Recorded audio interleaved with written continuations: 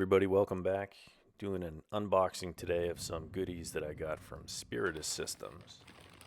So I made a few purchases recently from a few different companies, all part of a sort of Gucci, I'm doing air quotes here, Gucci quote unquote carrier build for myself. I've just sort of had some, thrown together stuff in the past, but I finally decided to throw down some money and get some nicer stuff. So the first package here is from Spiritus Systems. I'll also be doing videos for things that I've got coming from Ferro Concepts, Shaw Concepts, and Defense Mechanisms. Maybe a couple others, but yeah, looking into doing a nice sort of carrier build and found a bunch of companies that seem to have good options for some stuff that seemed to make sense for me and sort of what I was trying to do with it. So really excited for all this stuff to come together, but very excited first of all for the Spiritus stuff. Everything looks really great, but we're going to get into these things one by one here and give you a close-up of each of these things. So let's get into it.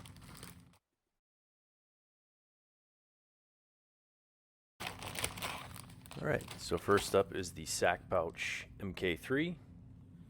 Now the Mk3 or Mark III, I guess, is a bit smaller than what they had done with the Mark II, but similar designs. They've got this flap here with hook Velcro on one side, loop on the other, so you can sort of put it up on the front of your carrier, connect it in with the rest of it. Half zip main pocket here, nice little zipper that's covered up by some stuff for protection there. But the half zip, I guess, compared to the full clamshell, so all your stuff doesn't go yard sailing everywhere.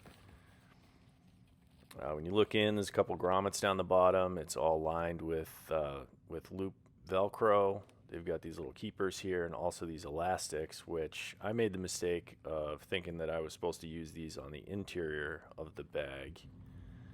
But really what they want you to do is put them through the little keepers like this, and then feed them through the bottom grommets there on the bottom of the bag, and it's supposed to be able to hold a tourniquet, which made sense to me when I was buying it, which is the reason why I wanted to go with this one, because I wanted to have a tourniquet on the outside. So I totally forgot that when I was doing this video and was like, oh, I should put these through the little keepers down there and do something with it. So they've also got the hard sewn in keeper there. It's not an elastic material, it's stiff. There is not one on the other side. I thought there might have been some sort of hidden like slip pockets back here, but it was all just sewn together, which is totally fine. So yeah, the loop on the inside is nice because then you can add all sorts of little dividers, and they have all sorts of options for stuff like that, whether you want chem light dividers, things like that. So here's me just showing the shock cord sort of put through there, and like I said, then again, you're supposed to put it through the bottom grommets if you want to have a tourniquet or smoke or something else accessible on the bottom of the pouch. But I ended up using them, you'll see here in a minute, to tie in one of the little Garmin GPSs. So this is just an example of one of the setups, just sort of seeing everything that can fit in here. So the right and the rain pad fit nicely in that front pocket. Again, dual zippers on the front there. And then for the top main compartment, here's that Garmin that I mentioned that I tied down later on. Nice Gerber multi-tool. I think this is the diesel. I can fit a bunch of stuff in this pouch, by the way, probably more than you're going to want to, which has been my MO in the past, just packing pouches with everything I can possibly think of. 17 round Glock mag, just for reference here. Couple of chem lights, and there's a third one in there too. So 4 CR123 batteries just thrown in there. There's the other chem light I mentioned. A lighter just in case. Little Streamlight flashlight here. I believe this is the Wedge. Really liking that so far. I've been carrying that as my EDC flashlight. And then I got a little hook-backed shotgun card here with 7 shells on there. Just as an example, I'm not a breacher or anything. I'm just fully LARPing in this video. So yeah, that's a shot of everything that I fit in it that first time, and here's another second loadout, just showing you again stuff that you can fit in here. So we got the Right in the Rain pad once again, because it's the perfect size for it in the front there. Again, the Garmin GPS, PVS 14 with the J-arm on there. That is a Wilcox J-arm with the little push button thingy. It's not the one that I ordered, but it's the one that I got. It was more expensive than the one that I ordered, so I'm okay with it. Again, 3 glow sticks to go in there. There's our 4 CR123s again, and that's it for this time. That PVS kind of took up a lot of space. And if you're going to put a PVS 14 in there, don't be like me. They have a GP pouch padded insert that fits in their larger GP pouch. Seems like it's way more secure. So really quickly, I ordered a couple of shoulder cover Trifold pads here. They were $19.95. They're not actually available anymore, but this is a picture of it opened up. It's very simple. There's no padding. To be fair, they said in the description that this is not meant to be a padded shoulder strap or anything like that.